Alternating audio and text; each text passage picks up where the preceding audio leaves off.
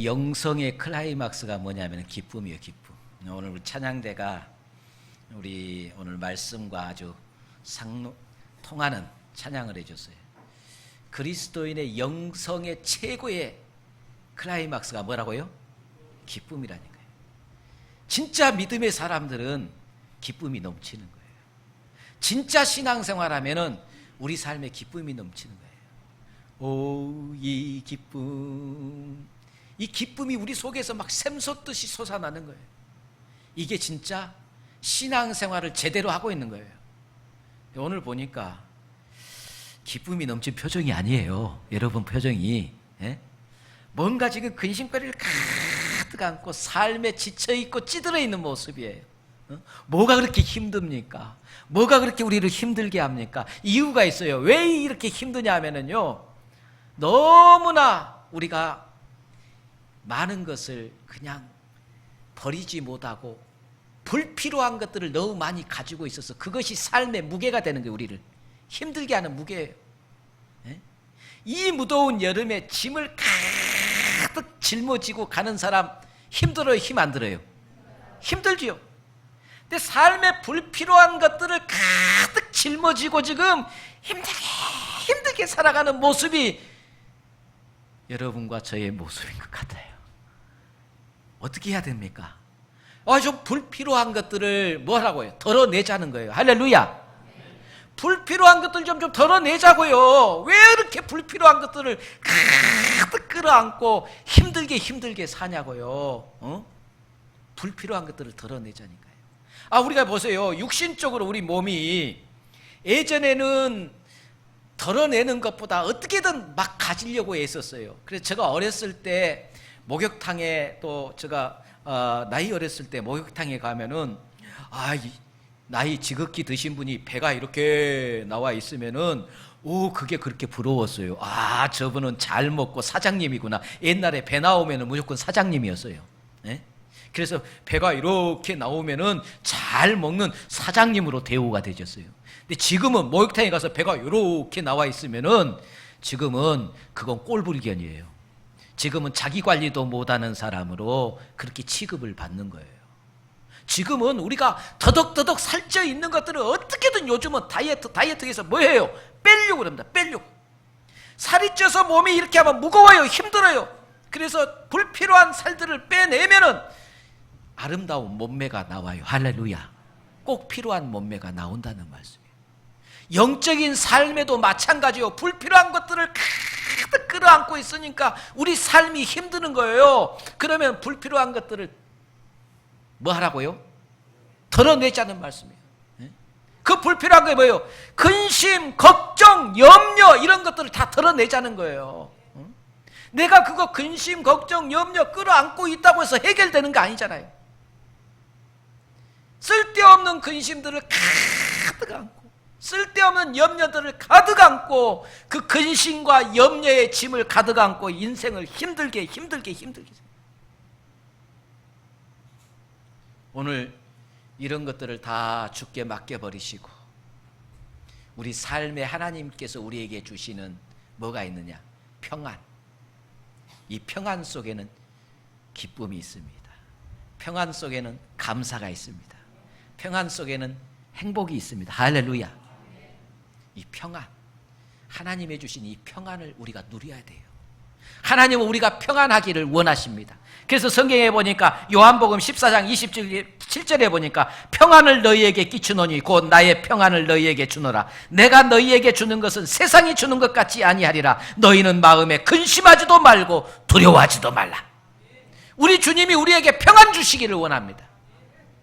근데 우리는 마음에 근심과 걱정을 가득 안고 이 평안을 삶을 살지 못하고 있다는 거예요. 오늘 또 이 자리에 나오신 모든 우리 택함받은 모든 성도들이 하나님의 주신 평안으로 오늘 회복되어져서 오늘부터 근심과 걱정과 염려에 찌들린 삶이 아니라 기쁘고 즐겁고 행복한 시간들이 되시기를 주의 이름으로 축원합니다. 평안을 빌어주십시오. 우리 옆사람과 인사할 때 하나님의 평안이 넘치기를 축복합니다. 인사합시다. 하나님의 평안이 넘치기를 축복합니다. 하나님의 평안이 넘치기를 축복합니다. 예수님께서 산상수훈에 이렇게 이야기했습니다.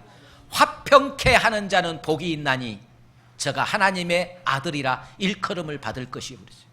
화평케 하는 자, 무슨 말이냐면은 평안을 주는 자, 평안을 만드는 자, 다른 사람들을 행복하게 만들고 다른 사람들을 평안하게 하고, 이것이 뭐예요? 화평케 하는 자예요. 평안을 주는 자예요. 내가 평안을 가지고 있어야만 평안을 주지요. 여러분이 먼저 그리스도의 평안으로 다 가득 채워져서 그 평안을 나누는 자 되시기를 주의 이름으로 축원합니다. 이것이 하나님의 자녀들이에요. 하나님의 자녀들은 가서 다투게 만들고 싸우게 만들고 평안을 없애버리는 것은 이건 마귀의 자녀들이고, 하나님의 자녀들은 가는 곳곳마다 뭐 하는 것이에요? 평안을 만드는 거예요. 행복하게 만들고 즐겁게 만들고 기쁘게 만들고, 이것은 하나님의 자녀들의 사명이에요. 그래서 화평케 하는 자는 하나님의 아들이라 일컬음을 받게 된다고 그랬어요. 오늘 먼저 우리가 평안이 넘쳐나서 이 평안을 가지고 세상 속에 들어가서 사람들을 평안을 주고 사람들에게 기쁨을 주고 사람들에게 행복을 주는 진정으로 하나님의 자녀들이 되시기를 주의 이름으로 축원합니다. 유대인 중에 유대인에게는 납비라는 선생님, 납비가 제자들을 가리키면서 제자들에게 너희 인생에 가장 가치 있는 것 3가지 목록을 너희들이 적어오라 그러고 숙제를 냈어요. 그랬더니 제자들이 적어왔는데 한 제자가 인생에 가장 소중한 건 뭐니 해도 우리가 살아가면서 가장 귀한 것이 뭐냐? 다른 게 아니라 명예가 소중합니다. 첫 번째 명예, 두 번째가 부귀, 돈이 있어야 됩니다. 잘 살아야 돼, 부자로 살아야 돼, 부귀를. 세 번째는 명예가 있고 부귀가 있어도 건강 잃어버리면 다 필요 없으니까 세 번째는 건강. 그래서 3가지를 섞고 왔어요. 명예, 부귀, 건강. 우리 살아가면서 이 3가지, 나는 이 3가지 없어도 돼 한 사람 한번 손 들어보세요. 다 모든 사람들이 명예를 얻기를 원합니다. 명예라는 게 뭐예요? 사람들로부터 인정받고 사랑받고 존경받는 거, 이거 명예예요. 명예. 다 명예를 얻기를 원합니다. 또 부유하게 살기를 원합니다. 가난하게 살면서 구걸하고 이렇게 살고 싶잖아요. 다 부유하게 살고 싶습니다. 부자 되기를 원합니다. 이건 누구라도 원하는 거예요. 명예도 있고 돈도 있고 건강 잃어버리면 무슨 소용이 있어요? 건강하게 살기를 원합니다. 이 3가지는 다 원하는 거예요. 전부 다 모든 사람이 추구하는 거예요. 이 3가지를 가지고 선생님한테 가져갔더니 선생님께서 보시고는 제자에게 이야기합니다. 3가지를 적어왔는데 가장 중요한 것이 빠졌어, 학생. 가장 중요한 것이 빠졌다. 명예도 있고 부귀도 있고 건강이 있어도 평안이 빠져버리면 이것은 다 겁질에 불과한 거예요. 이건 다 쓸데없는 그냥 겁질일 뿐이에요. 껍질일 뿐이에요. 알맹이가 뭐라고요? 평안이라는 거예요. 평안. 평안이 없으면 돈이 있을 무슨 소양이 있고 건강한들 무슨 소양이 있냐 그 말씀이에요. 마음에 평안이 없으면 사는 것 자체가 고통이고 사는 것 자체가 지옥이에요. 아무리 살찌는 송아지를 진수성찬의 송아지 고기에 만찬을 베풀어 놔도 평안이 없으면 그것이 무슨 소용이냐고. 우리 마음에 평안이 있어요. 평안. 그런데 세상이 주는 평안은 일시적이라는 말씀이에요. 세상이 주는 평안은 일시적. 우리 하나님께서 우리에게 주시는 이 평안은 일시적이 아니라 영구한 거예요. 영원한 거예요. 하나님이 우리에게 주신 평안함은 저 속에서 샘솟듯 폭폭 솟아나서 우리에게 계속적으로 기쁨을, 삶을 유지하게 합니다. 이것은 환경을 초월합니다. 이것은 우리 속에 어떤 환경 속에서도 흔들리지 아니하는 이 기쁨, 이것이 하나님이 우리에게 허락하신 평안인 줄 믿습니다. 우리는 보세요. 삶이 힘들어지면 기쁨을 잃어버립니다. 하나님이 주신 평안을 소유해야만 우리는 기쁘게 생활할 수 있어요. 그래서 하나님의 자녀들에게 오늘 보세요. 바울은 이미 이 삶, 하나님이 주신 평안을 그 안에 간직하게 되고 그 평안을 소유하게 되니까 바울은 어떤 상황에서도 기뻐할 수 있었어요. 그래서 지금 바울이 빌립보서를 쓸 때 지금 빌립보서를 쓰는 장소가 어디예요? 감옥 안이에요. 감옥 안. 그래서 빌립보서를 우리가 옥중서신이라고 합니다. 감옥 안에서 바울이 빌립보 교회 성도들에게 쓰는 편지가 오늘 거기 본문 말씀 보세요. 4장 빌립보서 4장 빌립보서 4장 4절에 보세요. 주 안에서 항상 기뻐하라. 내가 다시 말하노니 기뻐하라. 주 안에서 기뻐하라. 또 다시 말하노니 기뻐하라. 감옥 안에서 어떻게 기뻐할 수 있냐 그 말씀이에요. 그런데 이미 바울은 하나님이 주신 평안함으로 마음의 평안함을 간직하기 때문에 환경을 초월하는 기쁨을 간직하게 됩니다. 감옥 안에 두들겨 패서 감옥에다가 바울이 빌립보에 있을 때 감옥 안에 갇혀서 매를 맞고 갇혀 있을 때도 바울이 그 안에서 기뻐하며 찬송하며 하나님 앞에 감사하며 기도했습니다. 이게 하나님의 주신 평안이에요. 이게 하나님의 주신 평안. 그러면 이 평안을 어떻게 해야만 가져야 하느냐? 오늘 성경에 보니까 주 안에서 기뻐하라 기뻐하라 다시 말하노니 기뻐하라. 기뻐할 수 있는 믿음을 가지라는 거예요. 기뻐할 수 있는 믿음. 그럼 이 믿음이 어떤 믿음이냐면 잘 들어보세요. 제가요 최선을 다했더니 최선을 다하는 일에 최악의 결과가 나왔어요. 기뻐할 수 있어요 없어요? 뭔 말인가 이해가 안 가세요? 제가 예를 들어서 이야기할게요. 예를 들어서 서울의 큰 교회 K 목사님이란 분의 그 간증 속에 이런 간증이 있어요. 젊었을 때 시골 교회에서 목회를 하는데 저 시골에서 목회를 하는데 그 교회가 목사님 사례비를 줄 돈이 없어가지고 사례비 줄 돈이 없어갖고는 그 교회 앞에 조그만하게 교회에서 뭘 마련해 줬느냐 문방구를 마련해 줬어요.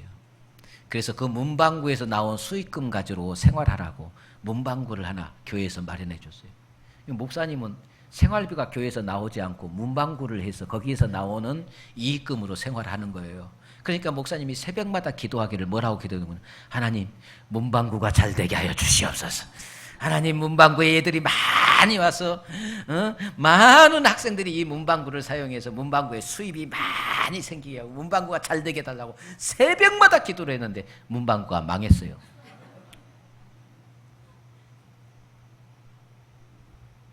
나중에 목사님이 결과에 이렇게 간증을 하는 거예요. 그때 만약에 그렇게 문방구가 잘 되달라고 기도를 했는데 하나님이 문방구를 잘 되게 축복을 해줬으면 지금 자기는 문방구에서 아직도 연필 팔고 지우개 팔고 있을 것인데 하나님이 문방구를 망하게 했기 때문에 오늘 이렇게 하나님의 큰 일을 할 수 있는 큰 교회의 목사님이 되어 있다. 하나님은 모든 것이 협력하여 선을 이루게 하신 하나님이심을 믿습니다. 내가 원하는 일이 막히고 내가 이 일에 최선을 다했음에도 그 일이 최악의 결과 실패가 나타났다 할지라도 하나님은 이 일을 막으신 이유가 있어요. 더 좋은 길을 하나님이 열어주시기 위해서 이 일을 막으셨어요. 할렐루야. 이것을 믿고 믿음으로 하나님을 믿는다면 너희가 절대 이것이 길이 막히고 실패했다고 낙심하고 절망하지 말고 하나님께서 더 좋은 길을 열어주실 것을 믿고 기뻐하라는 거예요. 할렐루야. 이게 믿음이에요. 이 믿음을 소유해야만 우리는 기쁨을 빼앗겨버리지 않는다는 말씀이에요.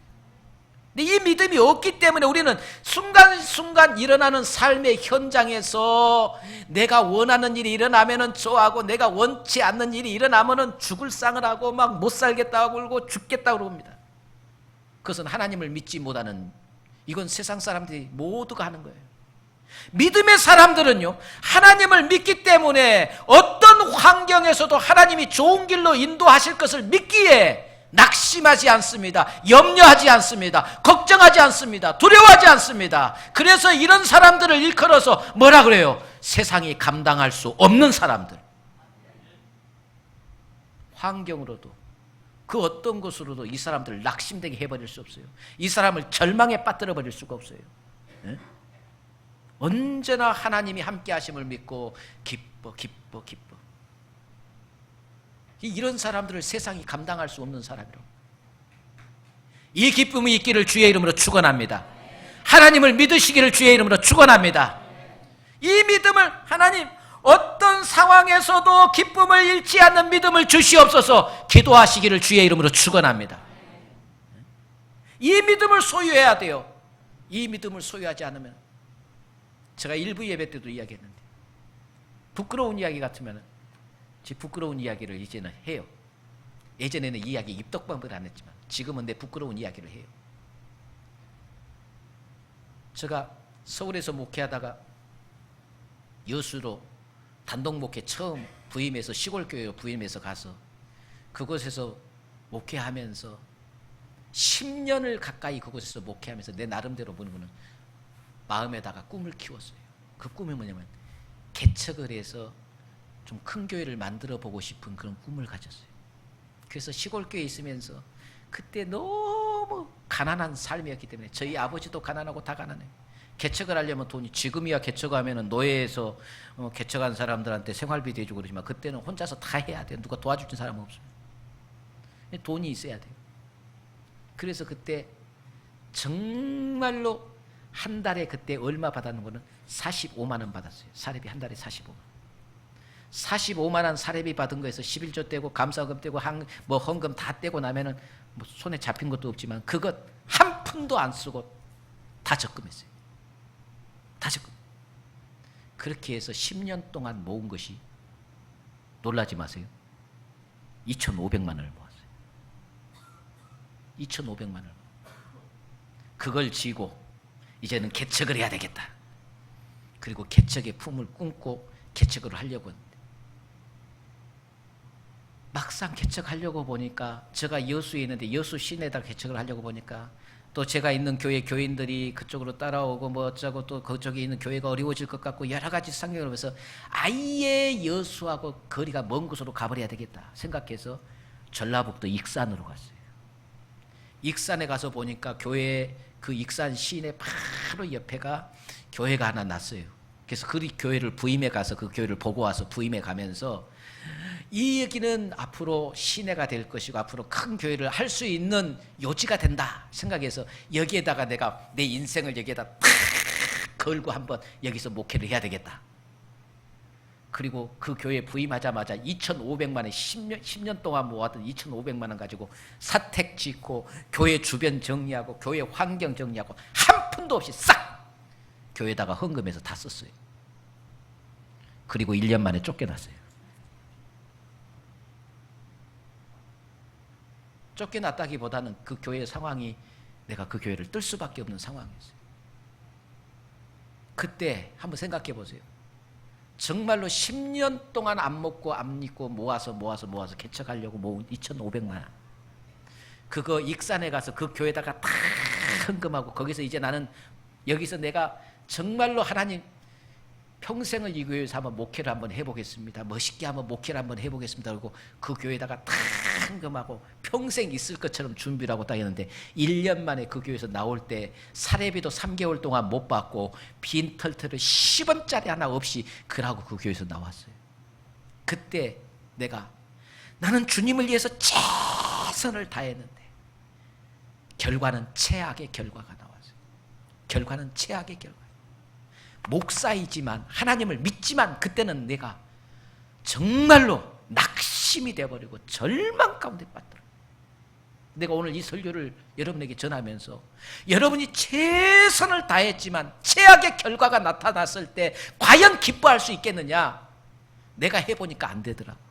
내가 이 일을 겪어보니까 기쁨이 안 생겨요. 원망이 생기고 불평이 생기더라고. 나도 모르게 내 속에서 원망이 생겨요. 내가 겪었던 이 신앙의 이 갈등 속에서 깨달은 것이 뭐냐면은 결코 기도 없이는 안 된다는 말씀이에요. 오늘 성경 말씀이 그렇잖아요. 오늘 성경 말씀에 8절에 아무것도 염려하지 말고 다만 모든 일에 기도와 간구로 너희 구할 것을 감사함으로 하나님께 아뢰라 그랬어요. 최선을 다했는데 최악의 결과가 났을 때 어떻게 절망할 수밖에 없어요. 그때 나는 깨달은 게 하나 있어요. 아, 입술로 범죄하지 말아야 되겠다는 것을 깨달았어요. 입술로 범죄하지.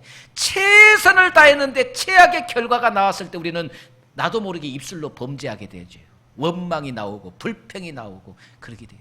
근데 나도 그럴 수밖에 없는 상황이었는데 내가 그때 당시는 뭐인거는 우선 가족을 생각한 거예요. 자녀들을 이제 막 유치원 다니고 막 그런 자녀들을 생각하고, 우리 집사람은 서울에서 좋은 직장 다니고 있는데 나 혼자 믿고 모든 좋은 직장 다 때려치고 여기 전라도로 따라 내려왔잖아요.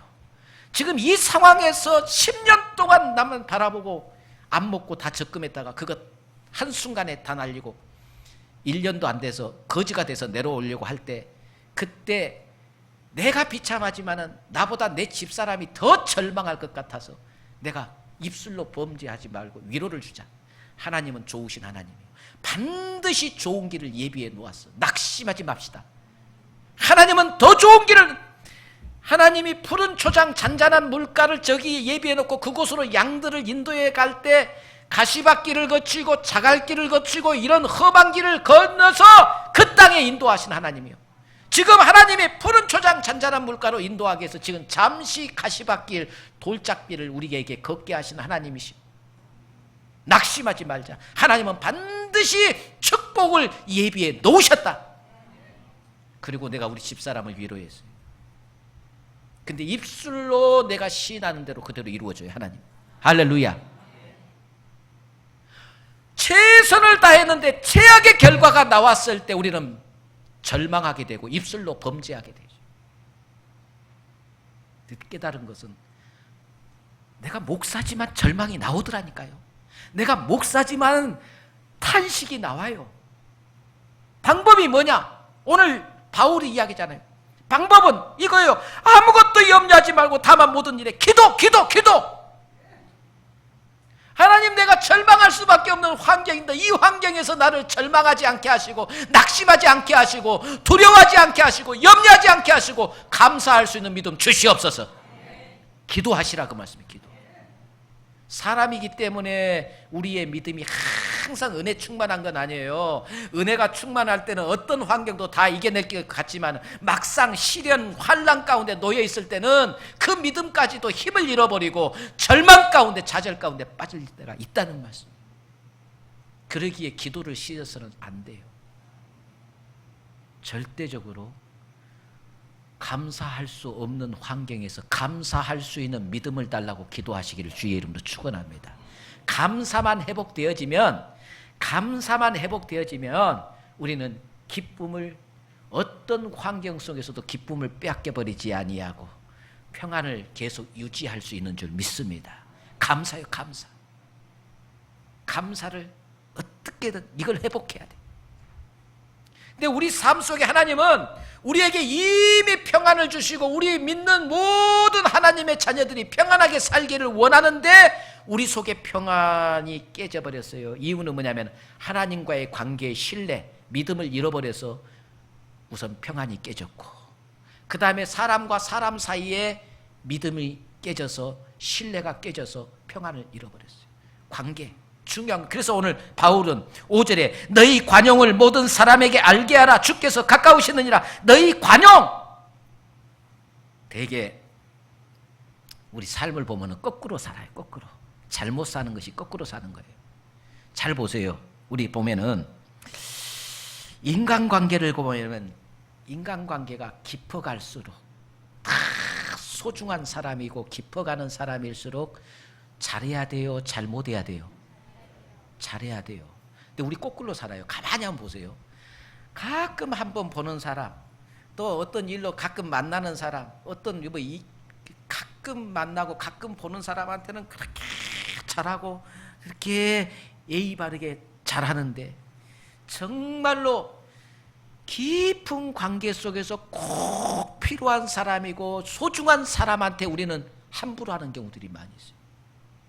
예를 들자면 부부 사이에 남편한테 함부로 하고 아내한테 함부로 하고 부모 자식 사이에 함부로 하고 형제간에 함부로 하고 안 볼 사이가 아니잖아요. 우리는 가장 소중한 관계고 가장 깊은 관계에 있는 사람에게 함부로 하고 나하고 별로 관계 없는 사람한테는 참.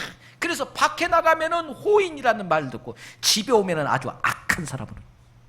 이건 잘못 사는 거예요. 잘못 사는 거예요. 우리는 나하고 깊은 관계, 소중한 관계의 사람일수록 우리는 뭐 해야 돼요? 더 정성을 다해서 더 잘해야 돼요.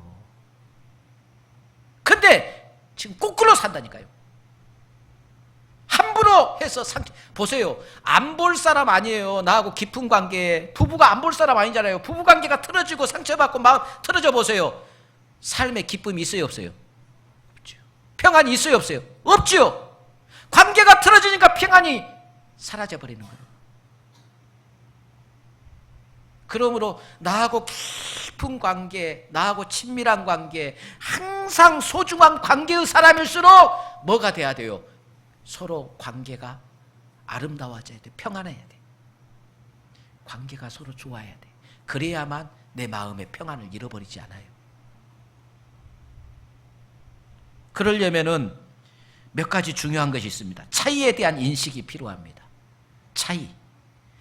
남편과 아내가 서로 차이가 있어요, 없어요? 대답 좀 해보라니까. 차이가 있어요, 없어요? 이걸 인정을 해야 된다는 말씀. 이걸 인정을 안 하려고 하니까 문제가 생기는 거예요. 예? 아내는 치약을 짤 때 밑에서부터 차근차근 짜 올라가는데 남편은 한 번도 그러지 않아요. 위에 푹 눌러서 짜고 쓰고 그냥 놔놔버려요. 그것 가지고 싸워. 그럼 남편은 항상 저러니까 인정해. 남편은 그냥 저렇게 쓰는 사람. 내가 밑에서 그냥 차근차근 짜서 이렇게 해줘야지. 그걸 인정하면 좋을 건데 날마다 왜 이러냐고, 왜 이러냐고, 밑에서 하라니까 왜 이러냐고. 그래서 그거 아무것도 아닌 것 같고 싸워서 이혼한 부부가 있어. 치약 짜는 것과 차이를 인정하자는 말씀. 저 사람은 저렇고 나는 이렇고. 근데 왜 자꾸 나한테 맞추려고 그래? 내한테 맞추려고 하니까 문제가 생기는 거예요. 인정을 해주자니까요. 인정. 서로의 차이를 인정하자는 거예요. 관계를 아름답게 유지하는 방법 중에 하나예요. 또 서로를 그냥 받아들여야 돼. 서로의 있는 모습 그대로를 받아들여야 돼. 자꾸 내가 저 사람을 바꿔야 되겠다. 바꿔놔야 되겠다. 하나님도 못 바꿔. 당신이 뭔데 바꾸려고 그래. 지금 신앙생활 20년 30년 해도 하나님 말씀 속에서 안 바꿔주고 있는 사람은 어떻게 바꾸려고 그러냐고 말. 인정하라니까요. 인정. 그래야만 관계가 아름답게 유지되는 거예요. 자꾸 저 사람을 바꿔놔야 되겠다, 바꿔놔야 되겠다 하고 잔소리 해봤자 점점 거리가 멀어지고 상처만 생기고 나중에는 같이 살 수 없게 되죠. 서로 인정해야 돼. 그 다음에 서로의 마음 문을 열어야 됩니다. 우리가 언제까지 지금 여러분 내 주변에 있는 사람이 한번 봐보세요. 옆에 있는 사람. 나쁜 사람입니까? 좋은 사람입니까? 좋은 사람이에요. 좋은 사람이에요. 근데 왜 나쁜 사람으로 되어지냐면 마음 문을 안 여니까 나쁜 사람이에요. 마음 문 열어보세요. 다 좋은 사람이에요. 내 마음 문만 열면 다 좋은 사람이에요. 마음 문을 열도록 해야 돼. 상대방의 마음 문도 열어야 되고 내 마음도 열어야 되고 마음을 열면 다 좋은 사람이에요. 근데 꽉 마음 문 닫아 놓으니까 좋은 사람이 아닌 나쁜 사람으로 보여지는 거예요. 그런데 상대방 보면 마음은 열라고 그러지 마시고 먼저 내가 마음을 열어야 돼. 그래야 상대방도 마음을 열어. 사랑하는 성도 여러분, 오늘 본문 말씀 7절에 보세요. 그리하면 모든 지각에 뛰어난 하나님의 평강이 그리하면 속에는 위에 세 가지입니다. 항상 기뻐하라. 주 안에서 항상 기뻐하라. 또 너희 관용을 모든 사람에게 알게 하라. 관용을 베풀라. 그 다음에 세 번째, 모든 일에 기도하고 감사하라. 그리하면 너희 안에 뭐가? 하나님의 평강이 넘치는 삶이 된다는 말씀이에요. 그러면 내가 왜 이 안에 평강이 없느냐? 뭐가 없기 때문에 기뻐하는 그리스도 안에서 기뻐하지 못하고 기쁨을 잃어버려서 평강이 없는 거예요. 관용을 베풀지 못하기 때문에 내 마음에 평안이 없는 거예요. 기도하고 감사하지 못하기 때문에 평안이 없는 거예요. 할렐루야. 평안 평안이 내 안에 평안이 넘쳐서 우리 아침에 안내팀들이 모여서 탁 기도하고 우리 예배부장님이 구호를 외칩니다. 오늘 또 기쁘고 즐겁고 행복하게 그러고 구호를 외칩니다. 기쁘고 즐겁고 행복하게. 기쁘고 즐겁고 행복하게 살려면은 우리 속에 뭐가 있어야 된다고요? 평안이 넘쳐야 돼요. 이 평안이 예전에는 어른들이 다 예전에 지금 그 인사를 안 해요. 예전에 만나기만 만나면 저도 어렸을 때 어른들을 만나던 누구한테 평안하십니까? 평안하십니까? 평안하세요? 평안하세요? 저녁에 잠잘 때 평안히 주무세요? 아침에 일어났을 때 평안히 주무셨습니까? 이 인사를 했어요. 근데 지금 이 인사 해요, 안 해요? 언제 평안이라는 말 들어본 지가 언제든지 모르겠어요. 옛날에는 그렇게 인사 많이 했어요. 평안히 주무십시오. 평안히 주무셨습니까? 아침에는 인사했어요, 안 했어요? 인사했어요, 옛날에는. 지금 이 인사가 없어요. 이게 말하면 유대인들이 저들이 항상 만나면은 히브리어로 뭐라고 해요? 샬롬, 샬롬, 샬롬. 평안을 빌어주는 거예요. 서로가 평안을 빌어줘야 되는데 언제부터가 이 평안을 빌어주는 인사가 없어졌어요. 자식들이 부모님 잠자기 전에 어머니 아버님 평안히 주무십시오 라고 인사하는 집안이 한번 손 들어. 인사. 교육시켜 교육. 또 부모가 자식들에게 오늘 밤 평안히 잘 자라. 오늘 밤 평안히 잘 자라. 평안을 빌어줘야 돼. 평안을. 이 평안을 빌어줄 때 우리는 하나님의 자녀라 일컬음을 받고 그 평안이 그들에게 임하게 되는 줄 믿습니다. 평안을 빌어주자고요. 평안을. 왜 우리 삶이 힘드니까 평안을 빌어주는 사람이 없어요. 빌어주지도 않고 또 나도 누가 나에게 평안을 빌어주지 않고 나도 누구에게 평안을 빌지도 않아요. 오늘부터 집에 가면은 실천을 해야 돼. 하여튼 저녁에 잠잘 때 부부 사이도 여보 오늘 밤 편안히 잘 자요. 또 자식들에게도 자녀들에게 오늘 밤 편안히 잘 자라.